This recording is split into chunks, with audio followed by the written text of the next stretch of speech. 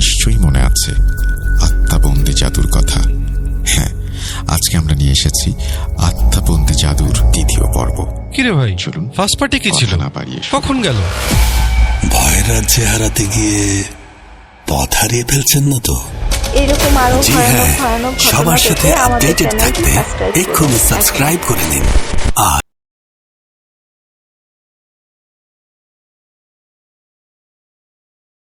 চলে যাওয়ার পরপরই কিছু ইট সিমেন্ট সহ খসে পড়ল এবং মিস্ত্রিদের ওপর পড়ল। মনে হচ্ছিল যেন কেউ দেয়ালে জোরে একটা লাথি মেরেছে আর ইটগুলো গুড়িয়ে দিয়েছে। শ্রমিকদের মধ্যে একটা ভয় কাজ করছিল। যে ইটগুলো পড়েছিল সেগুলোর মধ্যে একটাও আস্ত ছিল না, সবগুলোই টুকরো টুকরো হয়ে গিয়েছিল। আমার দারোয়ানকে আমি জিজ্ঞেস করলাম, তোমার এখানে থাকতে সমস্যা কি? কেন তুমি এই বাড়িতে থাকতে চাও না? সে বলল, স্যার, এখানে থাকতে সত্যি বলতে আমার কোনো সমস্যা নাই, কিন্তু আমার বাচ্চাদের জন্য আমার এখান থেকে চলে সে বলল, স্যার, এখানে থাকতে সত্যি বলতে আমার কোনো সমস্যা নাই, কিন্তু আমার বাচ্চাদের জন্য আমার এখান থেকে চলে যেতে হবে। আমি বললাম, শুনেছিলাম তোমার বাচ্চা অসুস্থ, ওদের গ্রামে নিয়ে যাবে। এখানে ঢাকায় ভালো চিকিৎসা করো, আমি ব্যবস্থা করে দিচ্ছি। স্যার, ওর হাসপাতালে চিকিৎসার দরকার নাই। আমি অবাক হলাম। তাহলে? স্যার, আমার ছেলে একদম সুস্থ ছিল। ওর বয়স যখন 1.5 বছর তখন আমি এখানে এসেছিলাম। সারাদিনও একা একা খেলতো, একদম ঠিকঠাক। কিন্তু কিছুদিন ধরেই এই বাড়িতে আমার বাচ্চার সঙ্গে অদ্ভুত সব ঘটনা ঘটছে। আপনি দূরে ছিলেন তাই আপনাকে বিরক্ত করিনি। আমার বাচ্চাটা অদ্ভুত আচরণ করছে, দিনভর চুপচাপ থাকে, কিন্তু রাতে তার আচরণ জন্তুর মতো হয়ে যায়। জিভ বেরিয়ে আসে মুখ থেকে, লালা ঝরতে থাকে, আর পার্কিংয়ের ওই দেয়ালের দিকে তাকিয়ে জোরে জোরে কাঁদতে থাকে। কেন কাঁদে বাচ্চাটা? কি সমস্যা এই বাড়িটিকে নিয়ে? চলুন শুরু করা যাক। লুকোচুরি খেলবে? লুকোচুরি? তুমি লুকাও, আমি ঠিকই তোমাকে খুঁজে পাবো।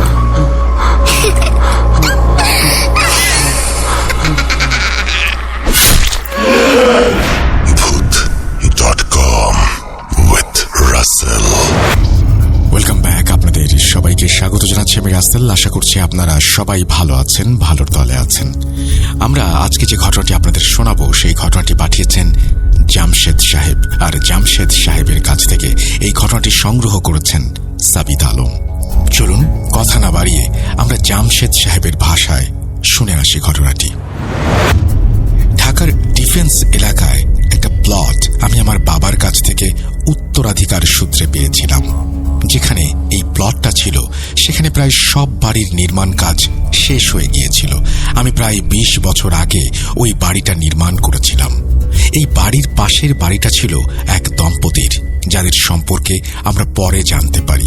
আমি দেশের বাইরে থাকতাম বলে আমার ঘরটা বন্ধই থাকতো, আর আমাদের প্রতিবেশীর বাড়িটা আমার প্লটের একদম বাম দিকে ছিল।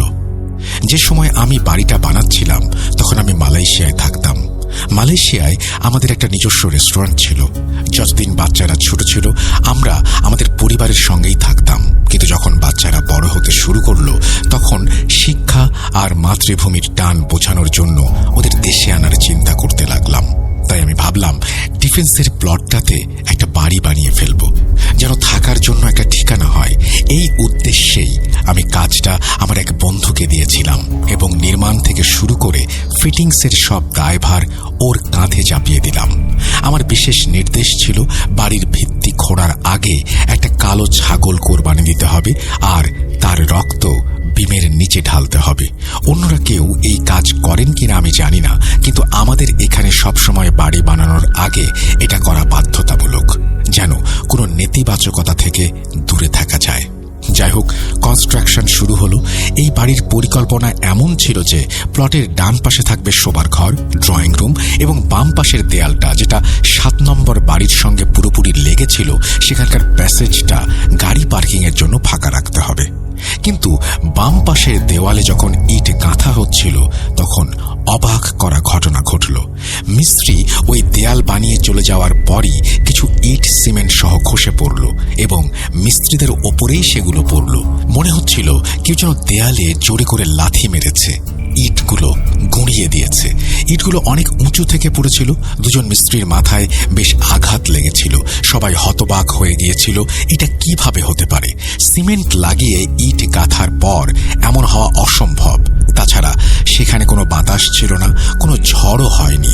শ্রমিক ও ঠিকাদার সবাই অবাক হয়ে ভালো করে দেয়ালটা পরীক্ষা করল। পুরো দেয়াল ঠিকঠাক ছিল, শুধু একটা নির্দিষ্ট জায়গা থেকে প্রায় 25টা ইট ভেঙে পড়েছে। যেখান থেকে ইটগুলো পড়েছিল তার ওপরে নিচের অংশে পুরোটাই সবকিছু ঠিকঠাক।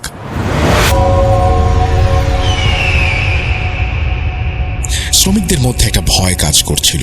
যে ইটগুলো পড়েছিল সেগুলোর মধ্যে একটাও আস্ত ছিল না, সবগুলোই 2 বা 3 টুকরো হয়ে গিয়েছিল। এই কথাটা আমাকে আমার বন্ধুটি জানিয়েছিল।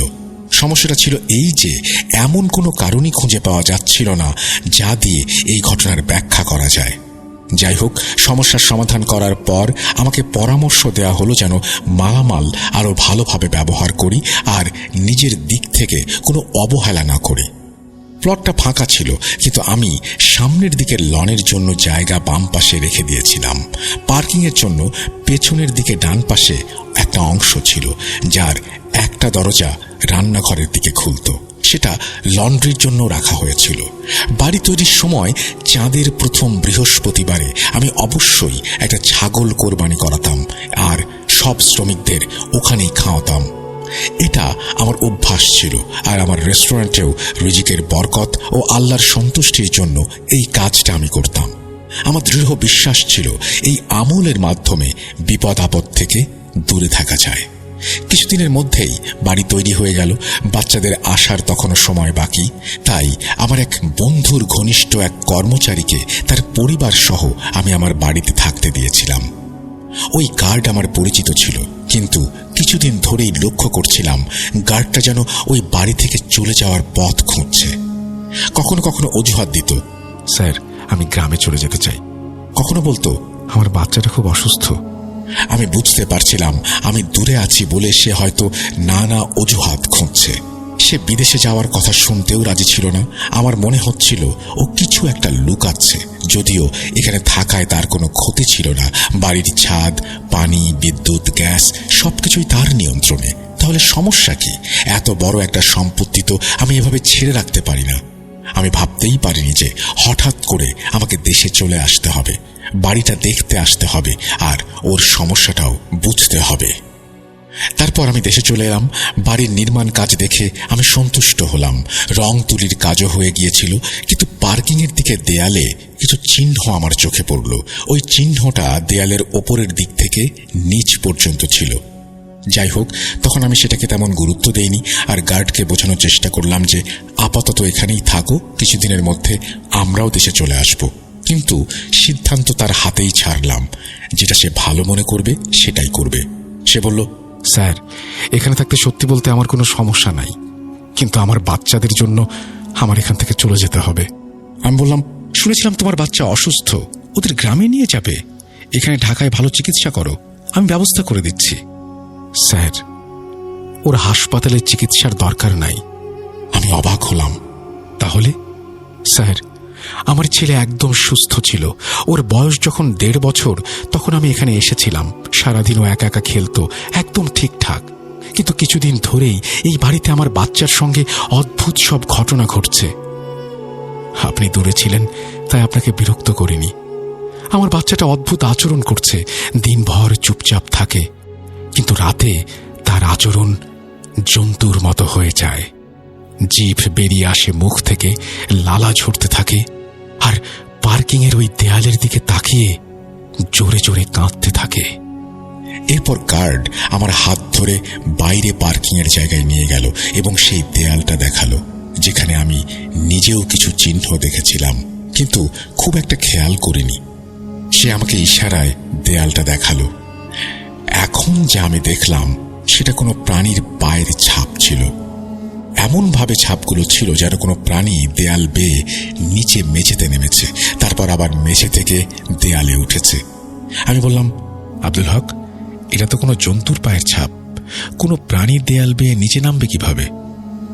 সে বলল, স্যার, আজ পর্যন্ত আমি এখানে কোনো প্রাণী দেখিনি, শুধু ছাপগুলোই দেখেছি। আমি বললাম, ভাই, হতে পারে যখন তুমি ঘুমিয়েছিলে তখন কোনো বেড়াল বা অন্য কোনো প্রাণী এসেছিল।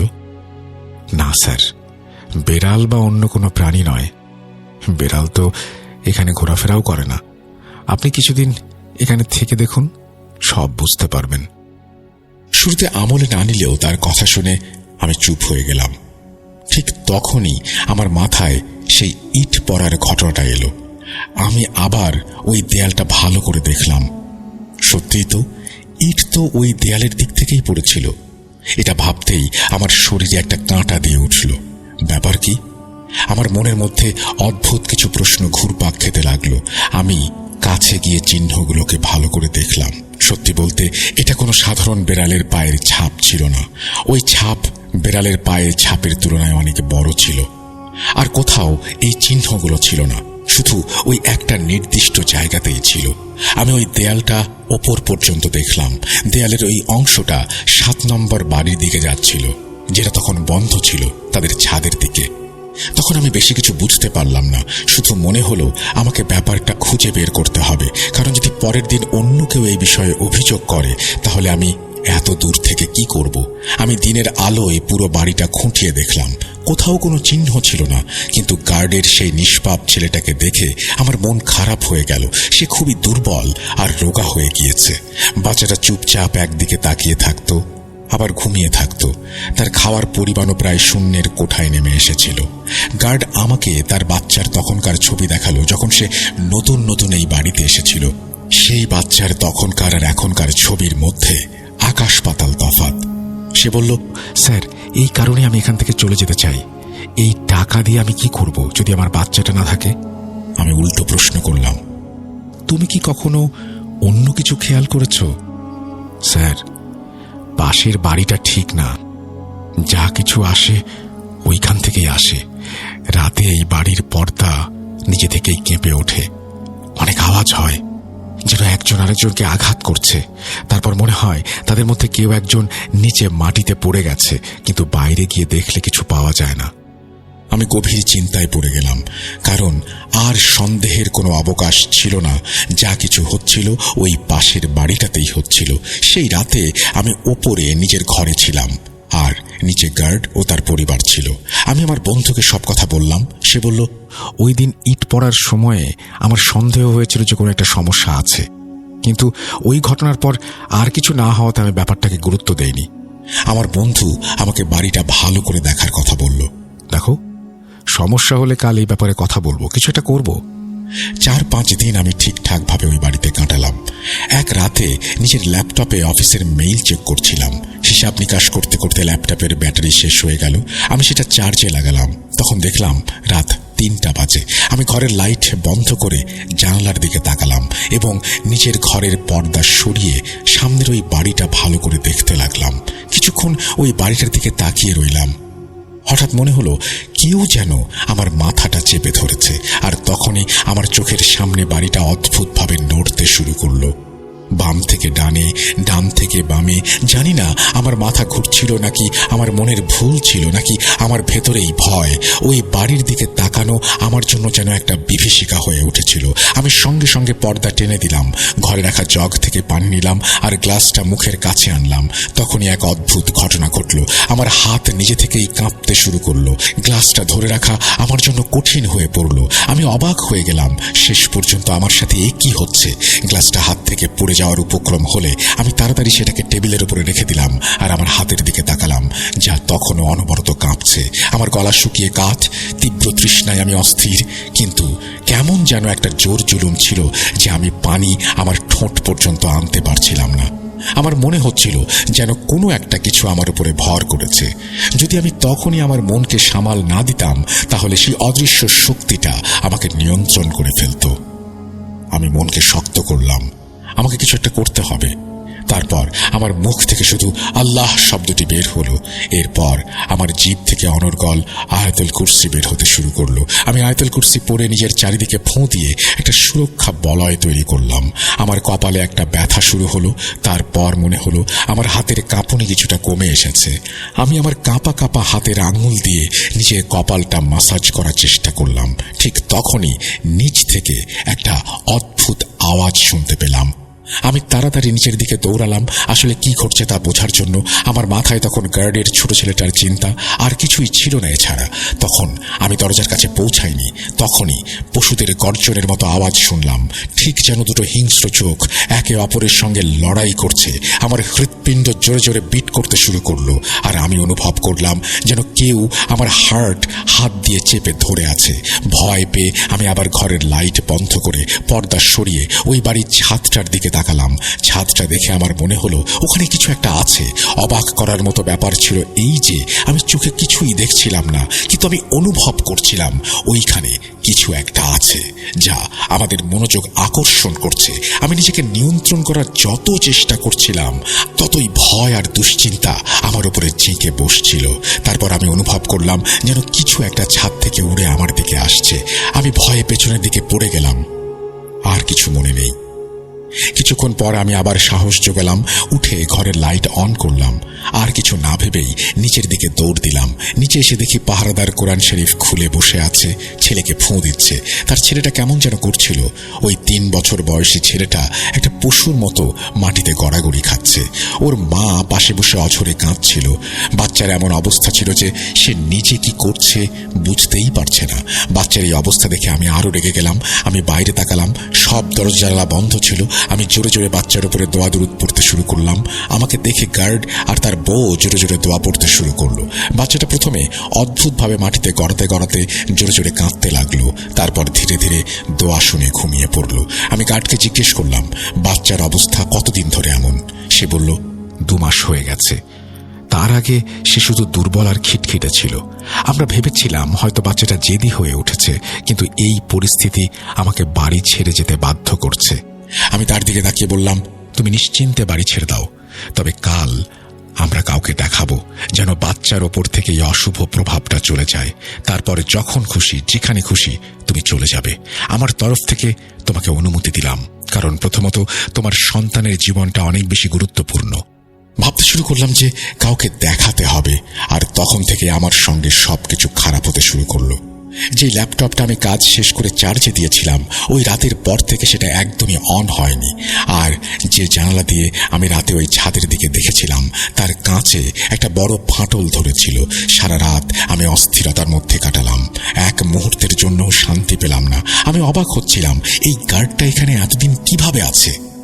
আমি আমার বন্ধুর সঙ্গে মিলে চেষ্টা করলাম, কারণ আমি বুঝতে পারছিলাম যত দেরি হবে ততই সবকিছু খারাপের দিকে যাবে। আর তারপর এমন পরিস্থিতি হবে যে এই বাড়িতে থাকা আর সম্ভব হবে না।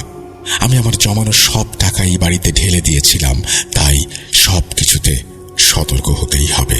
আমি কোনো ভণ্ড বা খারাপ মানুষের হাতে পড়তে চাইনি। আমার হাতে সময় কম ছিল, আমাকে ফিরে যেতে হবে। যারা এই সব বিষয় সম্পর্কে জানে আমি তাদের কাছে এই ঘটনাগুলো বললাম, যেন কেউ না কেউ আমাকে সঠিক ব্যক্তির কাছে পৌঁছিয়ে দিতে পারে।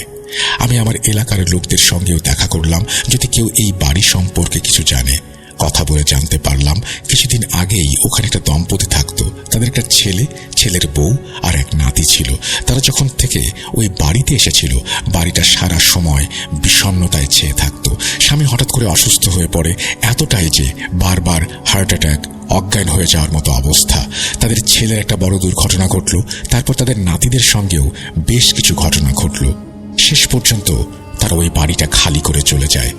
এখন ওখানে খুব কমই তাদের কোনো আত্মীয় স্বজন আসে। যারা আসে কিছুদিন সময় কাটিয়ে তারাও চলে যায়। তাদের যাওয়ার পর থেকেই বাড়িটা আবার এরকম বন্ধ পড়ে থাকে, কিন্তু এখানে লাইট সবসময় বন্ধ থাকে। আমি একটু চিন্তিত হয়ে পড়লাম। রাতে আমার সঙ্গে যা কিছু হয়েছিল সেটা আমি নিজেও কাউকে বলতে চাইনি, কারণ তাহলে ব্যাপারটা গুজবে পরিণত হবে। হয়তো এই কারণে ওই বাড়ির মালিকও আমার বন্ধুকে কিছুই বলেনি। আমার বন্ধুর ফোন এলো, যে আমাদের কারো সঙ্গে দেখা করতে যেতে হবে। আমার তখন শরীরটা একটু অদ্ভুত লাগছিল, মন চাইছিল না বিছানা থেকে উঠতে, চেয়েছিলাম ওখানেই শুয়ে থাকি, কিন্তু আমি জানতাম নিজেকে শক্ত না করলে আর কোনো উপায় নেই। যদি আমি দুর্বল হয়ে পড়ি তবে যে অশুভ সত্তাটা আছে সেটা আমাকে তার নিজের ইচ্ছা মতো নিয়ন্ত্রণ করবে। আমি গোসল করে নামাজের জন্য অজু করছিলাম। কাছের মসজিদে গার্ড আর তার ছেলেকে নিয়ে গেলাম। বললাম, নামাজ পড়ো আর বাচ্চাটাকেও পাশে বসিয়ে রাখো। বাচ্চাটার একদমই বসার মতো কোনো শক্তি ছিল না, সে মসজিদের একপাশে শুয়ে পড়ল। আমি নামাজ পড়ে আল্লাহর কাছে দোয়া করলাম। জামাত শেষ হলে আমি মসজিদের সম্মানিত ইমাম সাহেবের কাছে গেলাম, যেন বাচ্চার ওপর একটু দম করিয়ে দেয়া যায়। আমার নিজের আর আব্দুল হকের জন্য এটা জরুরি ছিল। আমি ইমাম সাহেবের সঙ্গে দেখা করলাম এবং তাকে বাচ্চাটির সঙ্গে পরিচয় করিয়ে দিলাম। তিনি বাচ্চাটিকে দেখলেন আর বললেন, কবে থেকে এই বাচ্চাটার অবস্থা এমন? আব্দুল হক সব খুলে বলল। এরপর তিনি বললেন, এই খারাপ দৃষ্টি বাচ্চার ওপরে খুব বাজেভাবে প্রভাব ফেলেছে, এভাবে বাচ্চা ভালো হবে না। আব্দুল হক আর আমি খুবই চিন্তিত হয়ে পড়লাম। আমি বললাম, আপাতত কিছু করে দিন, আমি এই কাজের জন্য উপযুক্ত কাউকে দেখছি না। তিনি বললেন, এই বাচ্চাটির সঠিক চিকিৎসার প্রয়োজন। আমি বুঝতে পারছি না এই নিষ্পাপ বাচ্চাটা কিভাবে ওই শয়তানি সৃষ্টিকে সহ্য করেছে। তিনি কিছু একটা পড়ে ফুঁ দিলেন। আব্দুল হকের ব্যাপারে সতর্ক থাকতে বললেন। তিনি বললেন, তোমার কিছু ভালো কাজ ছিল, তাই তোমার ক্ষতি বেশি হয়নি। আমি এটা শুনে একেবারে হতভম্ব হয়ে গেলাম। মসজিদ থেকে বেরিয়ে এলাম, কিন্তু জানি না কেন তখন আমার মনটা খুবই উদ্বিগ্ন ছিল। ভেতর থেকে কোনোভাবেই শান্তি পাচ্ছিলাম না। আমি বারবার নিজের উপরে দোয়া দুরূদ পড়ছিলাম। সেই নিষ্পাপ শিশুটির মুখ আমার চোখের সামনে বারবার ভেসে উঠছিল। ট্যাক্সির যাত্রাটা বেশ লম্বা মনে হচ্ছিল। হঠাৎ সামনে থেকে আসা একটা মোটরসাইকেলের সঙ্গে আমাদের গাড়ির অ্যাক্সিডেন্ট হয়ে গেল। মোটর বাইক চালক বেশ দূরে ছিটকে পড়লেন। আমি ট্যাক্সি চালককে চেঁচিয়ে বললাম, আপনি এটা কি করলেন? আর সে আমার মুখের দিকে তাকিয়ে হাবুডুবু খেতে লাগলো। ভাগ্য ভালো, ওই বাইক চালকের শরীরে শুধু ছোটখাটো চোট লেগেছিল। আল্লাহ বড় ক্ষতির হাত থেকে বাঁচিয়েছেন। আমি কিছু টাকা তার হাতে দিয়ে বললাম, আমি নিজেই হাসপাতালে নিয়ে যাচ্ছি। সে আমাকে বোঝানোর চেষ্টা করছিল, কিন্তু আমি এতটাই তাড়াহুড়ায় ছিলাম যে তাকে বললাম, তুমি টাকাটা রেখে দাও। ট্যাক্সিওয়ালার ভাষ্যমতে হঠাৎ করে তার চোখের সামনে অন্ধকার নেমে এসেছিল, তাই সে সামনে থেকে আসা বাইকটিকে দেখতে পায়নি। আমি যা কিছু নরমালি নিচ্ছিলাম সেটাই আমাকে আঘাত করছিল। মনে হচ্ছিল এই অশুভ শক্তিটা সব সময় আমাকে বাধা দিচ্ছে, আমার উপরে বাধা হয়ে দাঁড়াচ্ছে। হয়তো ইমাম সাহেবের দোয়া আমাদের সেদিন রক্ষা করেছিল। আমি সঙ্গে সঙ্গে কিছু সাদকা দিলাম এবং আমার বন্ধুর কাছে পৌঁছালাম। আমার বন্ধু আমাকে একজন আলেম সাহেবের কাছে নিয়ে গেল। সেই আলেম সাহেব আমাদের সঙ্গে বাড়ি এলেন, বাড়িটা ভালো করে দেখলেন এবং বললেন, তোমাদের বাড়িতে কিছু নেই, কিন্তু পাশের বাড়িতে অদৃশ্য মাখলুকের বাসা আছে, যেগুলো ওই বাড়ি থেকেই আসছে, তাই তারা তোমাদের কষ্ট দিচ্ছে। যেহেতু শিশুটি নিষ্পাপ, তাই সে সহজেই সেই শয়তানের মাখলুকের কবলে পড়েছে। ওই মাখলুকটাই শিশুটাকে পশুর মতো করে তুলছে। প্রথমে 3টা কালো ছাগল 3 দিন ধরে এই জায়গায় কুরবানি করুন, আর তাদের রক্ত 3 দিন পর্যন্ত বাড়ির 4 কোণে ছিটিয়ে দিন। এর মধ্যে আমরা বাড়ির সুরক্ষা করব, আর আপনাকে বাড়ির দেয়াল আরো উঁচু করতে হবে। এই সময়ে দোয়া কালাম পড়া চলবে, যাতে ওই শয়তান আধ্যাত্মিক প্রক্রিয়ায় এই দেয়াল অতিক্রম করতে না পারে। আব্দুল হকের বাচ্চার বউকে ওখান থেকে সরিয়ে দেয়া হলো এবং বাচ্চার চিকিৎসা শুরু হলো। এই সব কিছুর মধ্যে এমন সব আওয়াজ হচ্ছিল যেন পশুর আর্তনাদ, যা কান ফাটিয়ে দেয়। যখন তারা দেয়ালটা উঁচু করছিল তখন এত বেশি কান্নার শব্দ হচ্ছিল কি বলবো। পুরো বাড়ির এক একটা ঘর থেকে কান্নার আওয়াজ আসছিল। জানি না কোথা থেকে আমার মধ্যে এত সাহস আর শক্তি এসেছিল। ওই বাচ্চার সম্পূর্ণ চিকিৎসা করানো হলো। আলেম সাহেবের মতে ওই দুষ্টু প্রাণী কিছুদিনের মধ্যে বাচ্চার শরীর থেকে সরে যাবে, কিন্তু বাচ্চার মন আর শরীরের যে ক্ষতি সে করেছে তা ঠিক হতে সময় লাগবে। আর তারপর আল্লাহর কাছে শুকরিয়া যে আমাদের ভয়ের সেই দুঃস্বপ্নটা কমে আসছিল, কারণ নিজেকে মজবুত রাখার জন্য আমি অক্লান্ত চেষ্টা চালাচ্ছিলাম। ওই বাড়ি থেকে অনেক দিন পর্যন্ত জোরে জোরে রাগ, গর্জন আর কান্নার আওয়াজ আসত। যতই উচ্চস্বরে শব্দ শুনতাম ততই আমি সূরা বাকারা তেলাওয়াত করতাম। আল্লাহর অশেষ রহমতে কিছুদিন পর সেই আওয়াজগুলো থেমে গেল। 1 বছর পর আমরা নিজেরাই ওই বাড়িতে উঠে আসি। আমার ব্যবসাও এখানেই শুরু করি। আল্লাহর রহমতে এই বাড়িটা এখন পুরোপুরি শান্তিপূর্ণ। তবে আমরা এখনো প্রতিদিন সূরা বাকারা তেলাওয়াত করি আর সাদকা খয়রাত চালিয়ে যাই। আবারও বলতে হয়, এসবের কারণেই আমরা এই অশুভ শক্তিকে পরাজিত করতে পেরেছি। আব্দুল হকের ছেলে মাশাআল্লাহ এখন বেশ বড় হয়ে গেছে। সে এখন পুরোপুরি সুস্থ সবল, আর এখন সে আমাদের বাসাতেই থাকে। এই ঘটনাটা আপনাদের সঙ্গে শেয়ার করার উদ্দেশ্য শুধু এটুকুই ছিল যে নিজের মনকে কখনো খালি রাখবেন না। আল্লাহর কোরআন অনেক বড় একটা শক্তি, আর এই শয়তানি সৃষ্টিগুলো থেকে রক্ষা পাওয়ার একমাত্র উপায়। কিন্তু ওই বাড়িতে এই শয়তানের আবাস কিভাবে হয়েছিল কেউ জানে না, কেউ মুখ খোলেনি। এখন বাড়িটা আর সেখানে নেই, ভেঙে নতুন বাড়ি করা হয়েছে। কিন্তু নতুন বাড়ি করার সময় কাজ শুরু হলে মাঝখানে 2 সপ্তাহের মতো কাজ কেন যেন বন্ধ ছিল। 7 দিন টানা ওই বাড়ির ধ্বংসস্তূপ থেকে বিভিন্ন কিছু উদ্ধার করা হয়েছে। এই বলে জামশেদ সাহেব ওনার ঘটনা শেষ করেন। প্রিয় লিসেনার্স, এই ছিল আপনাদের জন্য আমার কালেক্ট করা ঘটনা। আশা করছি ভালো লেগেছে। এই কথা বলে শেষ করেছেন সাবিত আলম। আপনাকে অসংখ্য ধন্যবাদ আপনার ঘটনার জন্য। আশা করছি আপনার এই ঘটনাটি যারা শুনলেন তাদেরও ভালো লেগেছে। আমরা চলে যাব আমাদের পরবর্তী ঘটনায়।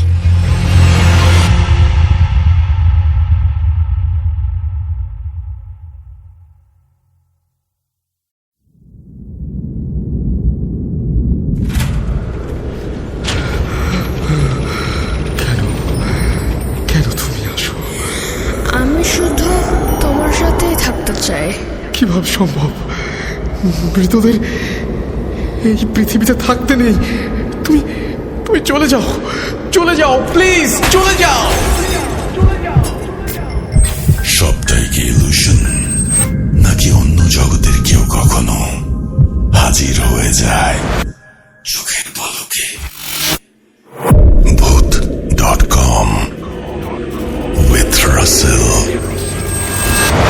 Welcome back. আপনাদের সবাইকে স্বাগত জানাচ্ছি আমি রাসেল। আশা করছি আপনারা সবাই ভালো আছেন এবং ভালোর দলে আছেন। আমিও ভালো আছি আর ভালোর দলে আছি। যেভাবে লেখা আছে সেভাবেই পড়ে শোনাচ্ছি। আশা করছি প্রথম থেকে শেষ পর্যন্ত শুনবেন। শুভ সন্ধ্যা রাসেল ভাই, আশা করি ভালো আছেন।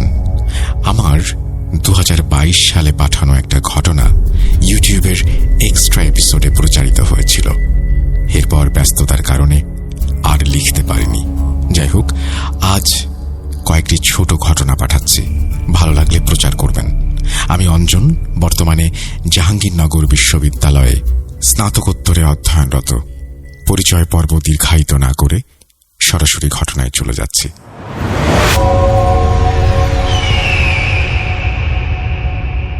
ঘটনা 1। সময়কাল 2019। আমি তখন স্নাতক প্রথম বর্ষের ছাত্র। দিনটি ছিল বৃহস্পতিবার। আমার বাসা ঢাকায় হওয়াতে সেদিন রাত 8টার বাসে ক্যাম্পাস থেকে ফেরার উদ্দেশ্যে হল থেকে রওনা দেই এবং হল থেকে বের হই রিক্সা নিয়ে। রিক্সা বটতলা ক্রস করতেই দেখলাম জনমানবহীন একটি পরিবেশ। কামালউদ্দিন হল থেকে রেজিস্ট্রার ভবনের রাস্তায় তেমন একটা লোক আর আলো কোনোটাই তখন ছিল না, কেবল একটা ল্যাম্পপোস্ট ছাড়া। রিক্সা যখন ল্যাম্পপোস্টের কাছে পৌঁছল, ওপরে তাকাতেই দেখতে পেলাম অনেক উঁচু একটা গাছ, তাতে কোনো পাতা নেই। তার একদম শীর্ষে সাদা কাপড়ে একটা অবয়ব বসে আছে। রিক্সাওয়ালা মামাকে বললাম, মামা ওপরে দেখেন। উনি তাকানোর পর আর কোনো কথা না বলে দ্রুত রিক্সা চালিয়ে ট্রান্সপোর্ট পৌঁছান। ভাড়া মিটিয়ে তাকে জিজ্ঞেস করলাম, মামা গাছের উপরে কিছু দেখেছিলেন? রিক্সাওয়ালা মামা বললেন, আর মনে করেন না ভাই, ওই রাস্তা দিয়েই খ্যাপ না পাইলে একা যাওয়া লাগবে। আল্লাহর নাম নিয়ে চলি, সাবধানে যায়েন বলে তিনি চলে গেলেন। রাস্তায় আর কোনো ঝামেলা হয়নি, বাসা অবধি পৌঁছে যাই। ঘটনা 2। সেদিন বাসায় ফিরে খাওয়া দাওয়া শেষ করে ঘুমিয়ে পড়ি, কারণ সকাল 9টা থেকে 3টা পর্যন্ত ক্লাস, তারপর ল্যাব এবং জার্নিতে বেশ ক্লান্ত ছিলাম। হঠাৎ রাত 4টারও কিছু পরে আমার ঘুম ভাঙে। জেগে দেখতে পাই আমার বেডের নিচ থেকে একটা হাত বের হয়ে আমার বাম পার হাঁটুতে অনেক জোরে চেপে রেখেছে। আমি হতবিহ্বল হয়ে পড়ি। আমার অনেক শক্তি খরচ হয়। আমি শক্তি দিয়ে নড়ার চেষ্টা করি, ব্যর্থ হই। আমার পাশেই আমার ভাই শুয়েছিল। অনেক চেষ্টা করেও মুখ থেকে আওয়াজ অবধি বের হয়নি আমার। এতক্ষণ এভাবে গেছে খেয়াল করিনি। হঠাৎ আমার বাসার পাশের মসজিদে আজান দেয়। ধীরে ধীরে আমার পা শিথিল হয়। ভাইকে ডেকে তুলি, পানি খাই। একই দিনে দুইটা ভয়াবহ পরিস্থিতির সম্মুখীন হই আমি। ঘটনা 3। এই ঘটনাটি 2017 সালের।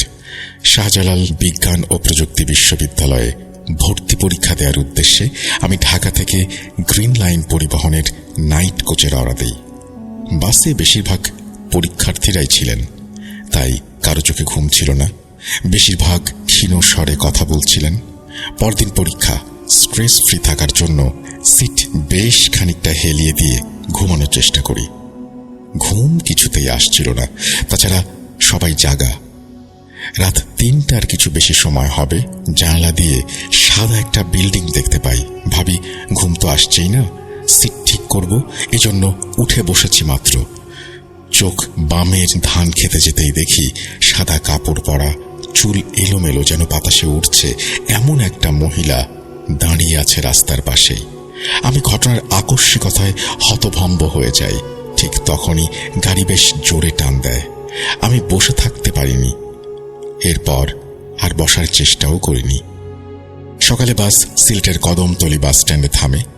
নামার সময় দেখি গতরাতের সেই ড্রাইভার বাসের গ্লাসে পানি দিচ্ছে। তাকে জিজ্ঞেস করলাম, চাচা, কাল রাতে 3টার দিকে ধান খেতে কিছু দেখেছিলেন?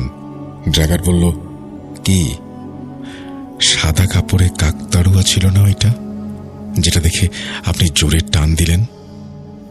11 বছর ধরে রাতে কোচ চালাই, অনেক সময় অনেক কিছু দেখি। এইসব দেখলেও না দেখার মনে করেই চলে যাই ভাতিজা, না হলে দুর্ঘটনা ঘটতে পারে। এরপর কিছু কথাবার্তা বলে সেখান থেকে চলে আসি। পরীক্ষার পর আর নাইট কোচে ব্যাক করার দুঃসাহস দেখায়নি। ঘটনা 4। এই ঘটনাটি রিসেন্ট। ঈদুল আজহারের দ্বিতীয় দিন গোপালগঞ্জ গিয়েছিলাম এক বিয়ের দাওয়াতে। ঈদ, তাই 2টা অবধি বাস চলাচল করবে। সেই রাতেই ঢাকার উদ্দেশ্যে রওনা হলাম। যাত্রী সংখ্যা ভালোই ছিল। বাস ছাড়ল 12:10। শুরুতে বেশ ভালোই চলছিল। ইয়ারফোন লাগিয়ে গান শুনছিলাম। হঠাৎ খেয়াল করলাম গানের মধ্য দিয়েই ফিস ফিস করে দুর্বোধ্য ভাষায় কেউ কিছু বলছে। পাশের সিটে ভাই ঘুমাচ্ছিল। কান থেকে ইয়ারফোন খুললাম, দেখি কোনো শব্দ নেই। যাত্রীরাও সবাই ঘুমে। ইগনোর করে আবার ইয়ারফোন লাগালাম। গানের মধ্য দিয়ে আবার সেই অদ্ভুত শব্দ। ভাবলাম বাতাসের শব্দই হবে হয়তো। বাস যখন মকসুদপুর আসলো তখন চেকার উঠল। বাস সাইড করল। বেশ কিছুক্ষণ বাস দাঁড় করানো। কান থেকে ইয়ারফোন খুললাম কি হচ্ছে তা বোঝার জন্য। দেখলাম ড্রাইভার ও হেল্পার চেকারের সঙ্গে কি নিয়ে যেন কথা বলছে। বেশ কিছুক্ষণ পর বাস ছাড়ল। এবারে আর ইয়ারফোন লাগাইনি। হঠাৎ বাস দেখি বাউলি দিচ্ছে। যাত্রীরা সকলে জেগে। রাস্তা ফাঁকা, কোনো বাসের সাথে প্রতিযোগিতা না। একা ড্রাইভারই এইভাবে চালাচ্ছে। খেয়াল করলাম ড্রাইভার এবার জোরে জোরে বলছে, তুই আমারে মারছোস, আমিও তোরে মারুম, রাখ। এরকম অনেক কিছু। যাত্রীরা হেল্পারকে দেখে বোঝানোর চেষ্টা করলো এবং জানতে চেষ্টা করলো কি হচ্ছে। হেল্পার বলল ড্রাইভারকে জিনে ধরেছে। আমি দেখতেছি কি করা যায়। এরপর বাস সাইড করানো হলো। ড্রাইভার চোখে মুখে পানি দিল। হেল্পার ভাঙা অবধি চালালো। এরপর ভাঙা থেকে আরেকজন ড্রাইভার উঠল। বাকি পথ সেই চালক গাড়ি চালান এবং কোনো সমস্যা হয়নি। আমাদের যাত্রাপথে কত রকমের অনাকাঙ্ক্ষিত ঘটনা ঘটে যা আমরা আন্দাজও করতে পারি না। এ ধরনের অলৌকিক ঘটনা ডেকে আনতে পারে মারাত্মক বিপদও। তবুও সকলের যাত্রা শুভ হোক এই কামনায় শেষ করছি। ঘটনাগুলো চাইলে অডিও ক্লিপে পাঠাতে পারতাম, এতে হয়তো আমার শ্রম ও সময় বাঁচত। কিন্তু আপনার মুখ থেকে ঘটনা শুনব বলেই এই আয়োজন।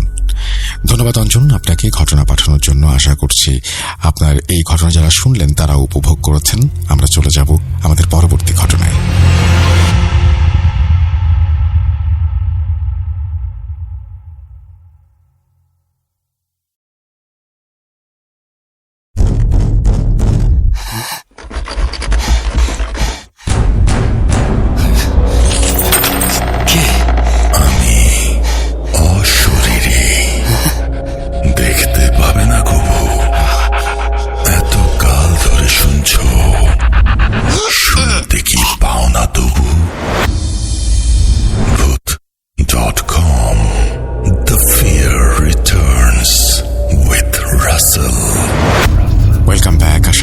আপনারা সবাই ভালো আছেন এবং ভালোর তলে আছেন।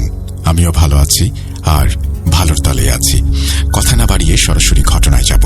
যেভাবে লেখা আছে সেভাবেই পড়ে শোনাচ্ছি। আসসালামু আলাইকুম রাসেল ভাইয়া, আশা করি ভালো আছেন। আমিও আল্লাহর রহমতে ভালো আছি।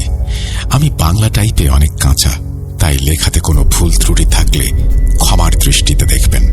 আমি 2014 থেকে 2016 সাল পর্যন্ত ভূত এফএম শুনতাম। মাঝে হঠাৎ আপনাদের শো বন্ধ হয়ে যাওয়াতে অনেক খারাপ লেগেছে।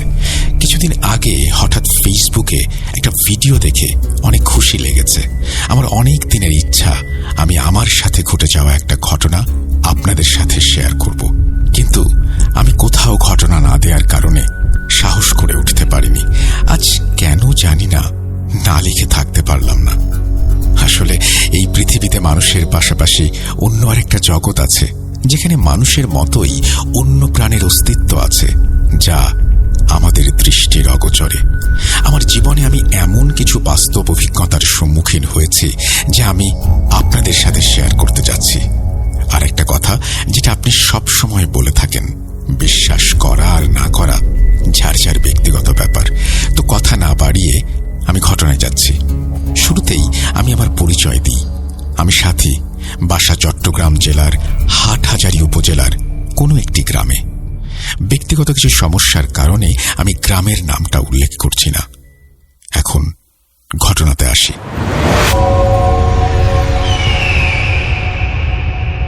আমার সাথে ঘটনাটা ঘটে আমার বিয়ের 8 মাস পর, 2017 সালের জুন জুলাইয়ের মাঝামাঝি। শুরুতে কিছু কথা না বললেই না, আমার শ্বশুর বাড়িতে যাওয়ার আগে ছোট একটা নদী পাশ কাটিয়ে যেতে হয়, যাকে হালদা নদী বলে। ওই হালদার পার থেকে একটা ছোট রাস্তা আমার শ্বশুর বাড়ির দিকে গেছে। সেই রাস্তা দিয়ে 4 মিনিট হেঁটে গেলেই আমার অ্যাড্রেসটা হলো bhuterghotona@gmail.com।